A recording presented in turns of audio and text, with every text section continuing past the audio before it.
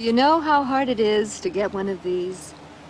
Well, 2 years ago, we came this close. It takes a lot of blood, sweat, tears, and hard work to make this dream come true.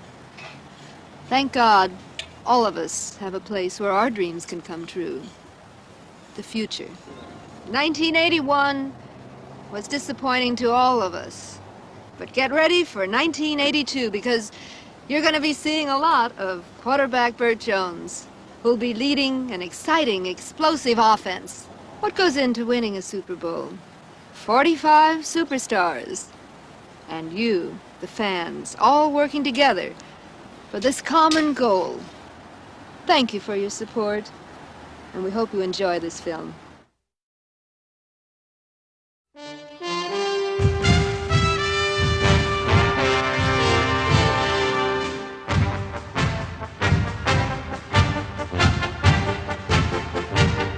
In recent years, few teams have dominated their division like the Los Angeles Rams.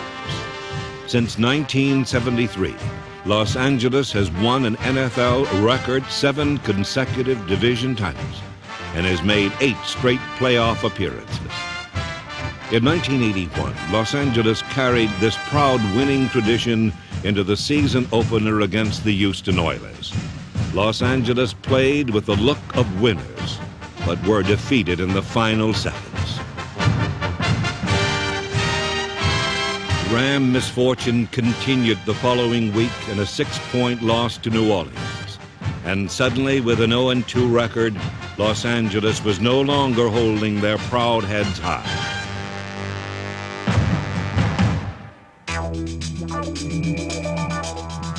Los Angeles was finally uprighted in week 3 by a hard-nosed defense which pounded some sense into the team, then pounded the Packers senseless.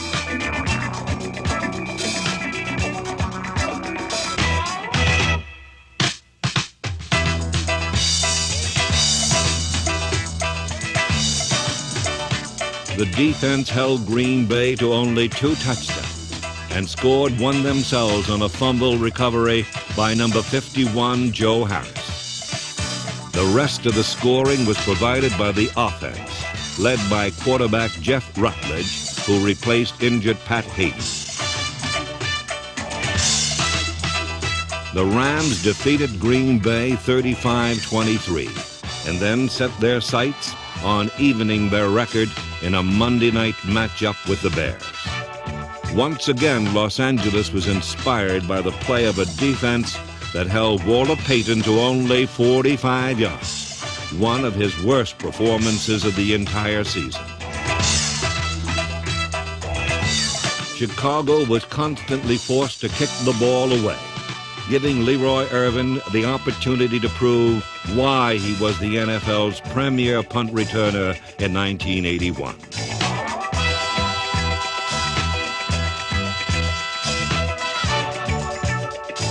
Irvin's touchdown return was the Rams' first since 1961 and boosted Los Angeles to a 24-7 win. Following a 3rd straight win over the Browns, Los Angeles faced the rebellious Atlanta Falcons, who last season danced their way to the division championship, ending the Rams' 7-year reign.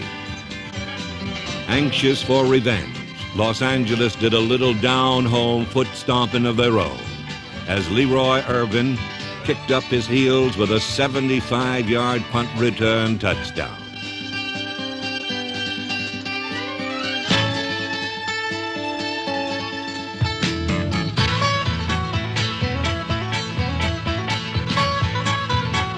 Irvin's return initiated the Rams' scoring, and Jeff Rutledge kept up the pace, skillfully victimizing Atlanta's vulnerable pass defense.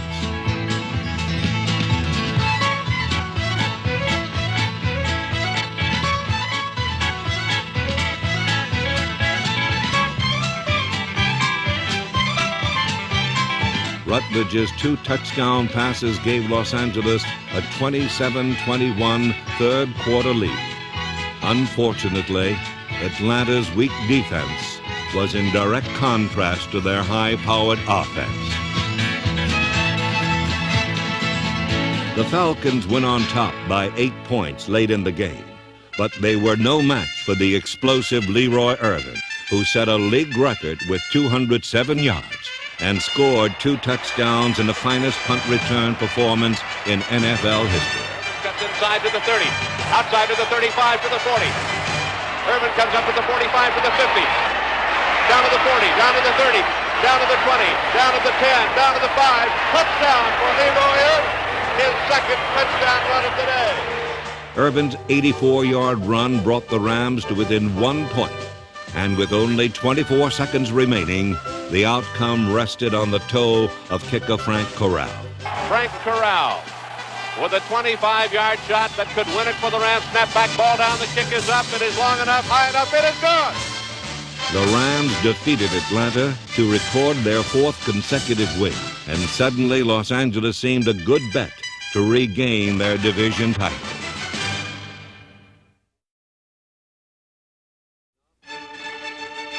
The offense played an important role in the Rams' surge, despite the frequent absence of oft-injured quarterback Pat Haden. Haden chose to retire at the end of the 1981 season to pursue outside endeavors.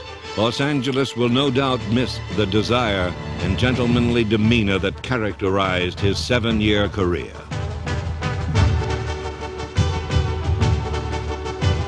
Haden was the Rams' leading passer in 1981, with Jeff Rutledge and Jeff Kemp proving reliable backups. All 3 Los Angeles quarterbacks threw to a talented cast of receivers, including Drew Hill, Billy Waddy, Ron Battle, Walt Arnold, Henry Childs, Willie Miller, Jeff Moore, and Preston Dennard. Dennard led the team in receiving, and his unselfish attitude was typical of all the Ram receivers. I know one thing for sure, that the Los Angeles Rams has a receiving corps that each and every one of us can play and contribute. I'm a team player. I like to see my fellow man get off. If I have to catch just 30 balls and they're exciting 30 catches, then I'll live with that. I don't mind. Last year, Dennard caught 49 exciting passes for over 800 yards, recording his finest NFL season.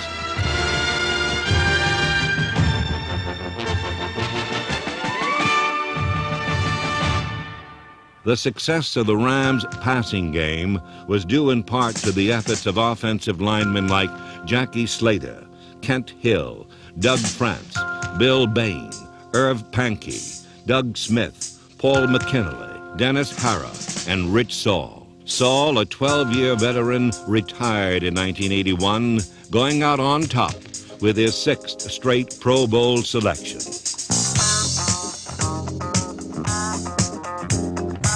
The Ram offensive line also provided escort service for running backs Cullen Bryant, Mike Gooman, Gerald Thomas, Jairo Penaranda, and Wendell Titan. Sidelined with an injury that nearly ended his career in 1980, Tyler bounced back last season to lead the team in rushing with 1,074 yards. Number 26 is among the league's most versatile backs. In 1981, Tyler tied a club record, scoring 17 touchdowns and caught 45 passes to rank 2nd among Ram receivers.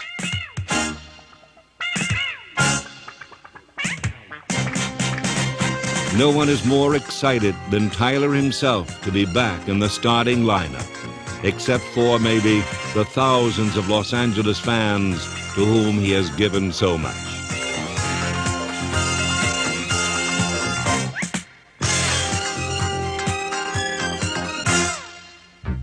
In Week 8, the 4-3 Rams needed a win over the surprise first-place 49ers to create a tie for the division lead. In a closely fought contest, the Rams pulled to within 3 points late in the 4th quarter and needed only a last-second field goal to send the game into overtime. It'll be a 45-yard try. The clock running. 20 seconds to play. Corral trying to tie it. All set, snap back, ball down. The kick is up. Long, high.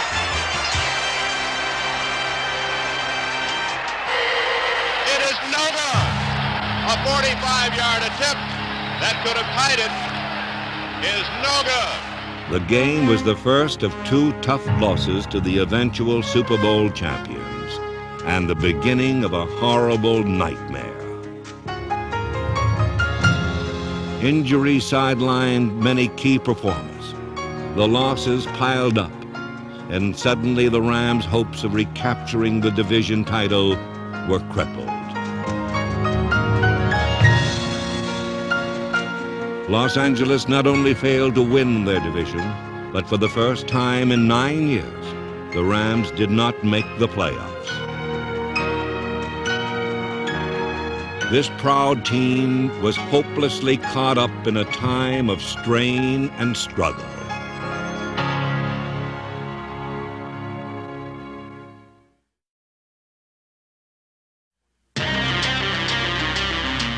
In a season of disappointment, it was the Ram defense that proved the team's most consistent unit.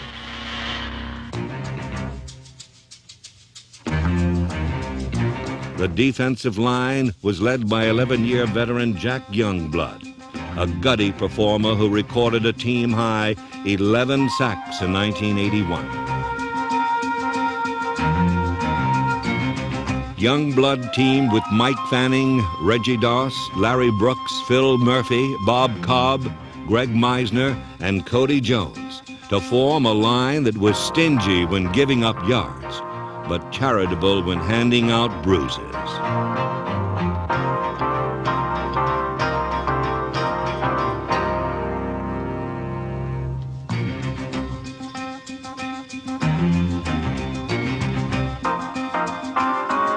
Behind the line were a nasty group of linebackers who let nothing get in their way of making life miserable for opposing offenses.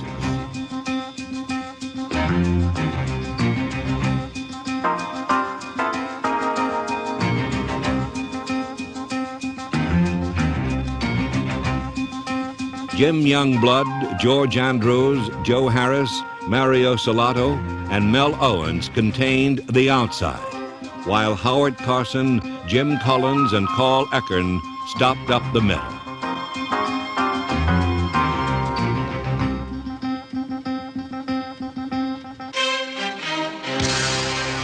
But of all the tough defensive units in the NFL, few could lower their heads and stick it to an opponent like the Los Angeles secondary.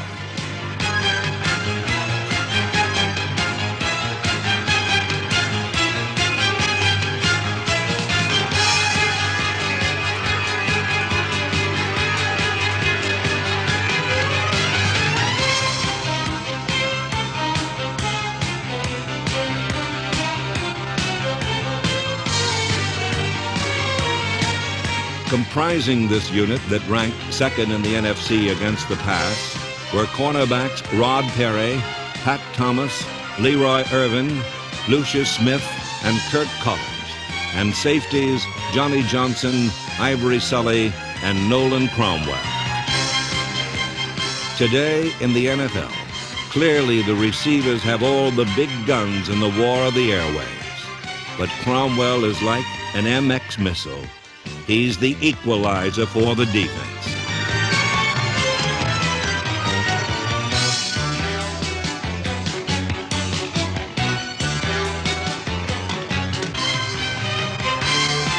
In 1981, Cromwell led all Los Angeles defenders in interceptions, was selected the Rams' most valuable player, and earned Pro Bowl and All-Pro honors for the second consecutive season.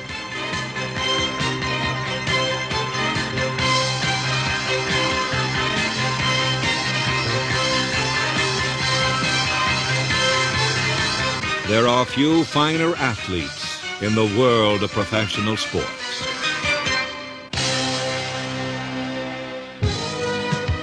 In Week 15, the 5-9 Rams' starry-eyed visions had long since faded. However, in a rematch with the Falcons, when playoffs and championships were no longer a factor, Los Angeles became motivated by a different element. Winners hate to lose, and when the game came down to a matter of pride and personal challenge, Atlanta never had a chance. The defense held the Falcons to a single touchdown, while Dan Pastorini in the passing attack set up 2 tireless scores.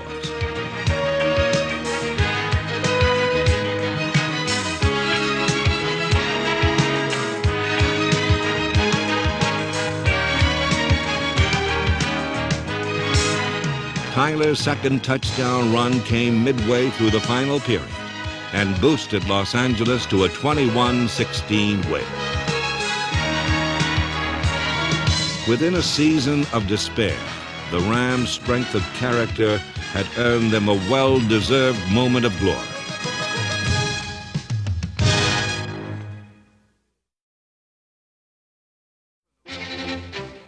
Merlin Olsen's career with the Rams spanned 15 glory-filled seasons.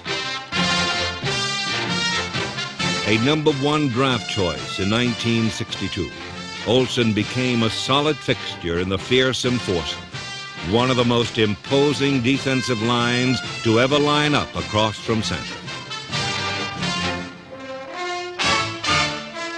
Number 74 possessed all the skills necessary to achieve greatness, and he utilized each one to its fullest.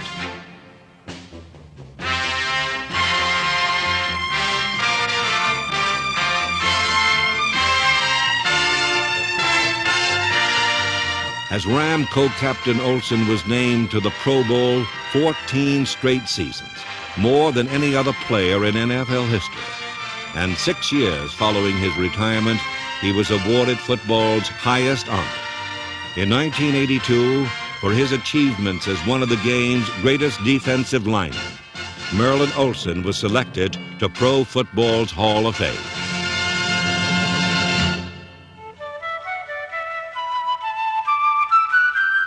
At a luncheon given in his honor last April, Olsen was reunited with old teammates, family, and friends as they were given the opportunity to congratulate a remarkable man.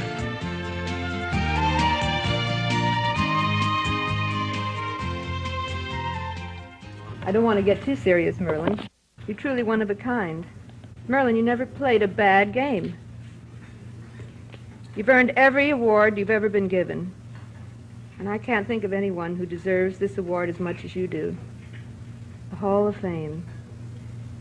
You've given us so much, and now we want you to know that this fall, the Los Angeles Rams are going to officially retire number 74.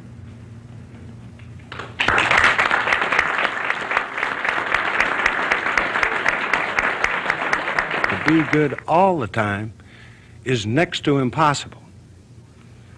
And if there's anyone that could ever be said about that he had consistent brilliance, that's Merlin Olsen. He is like a brother, and we are like a family, and I do feel like I'm being inducted into the Hall of Fame as well as him, so I'm certainly proud to be here. I think a Hall of Fame should reflect more about the character of the man. I think Merlin has the kind of character that we need in this country, the kind of leadership that this country sorely needs today. May I present one of the recent 4 inductees into the prestigious Professional Football Hall of Fame, and one of the very few to be so selected in his very first year of eligibility. The way we used to introduce him in the pregame show, 6'5" and 275 from Utah State, Merlin Olsen. Thank you. Thank you very much.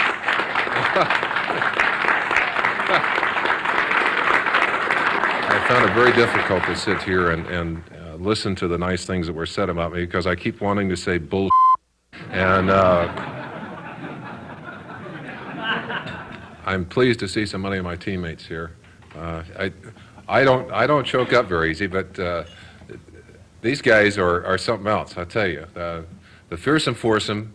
I learned what it was to be a minority with this group, and I used to be the only one without a mustache. I said, "You can recognize me. I'm the only one without a mustache." Now Roger doesn't have a mustache. He's a minority now, but we did share a lot of very exciting and pleasant things together. I'm terribly pleased to be inducted into the Hall of Fame, but the thing that pleases me more than anything is the fact that you cared enough to come and share this hour with me today. Your friendship means far more to me than any honor that could be bestowed on me. Thank you very much.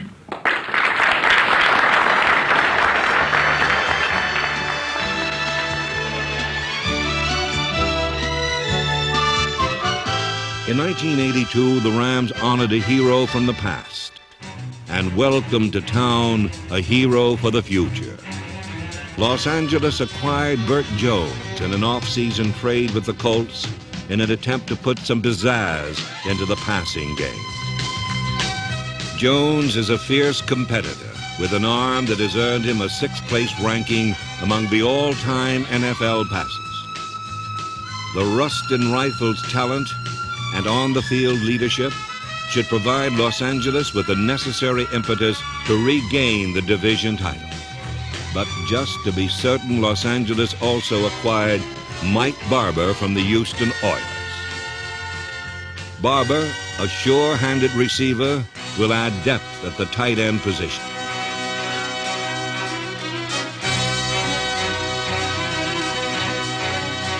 With these traits, the Rams feel they have the ingredients for a winner in 1982.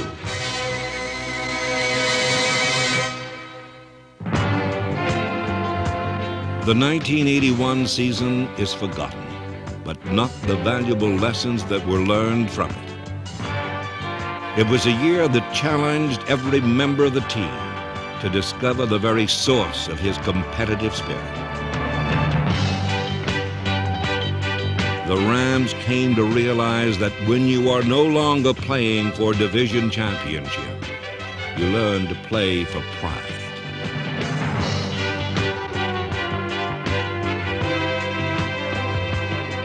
The Los Angeles Rams will no doubt become winners again. They have too much talent, too much character, and too much heart not to.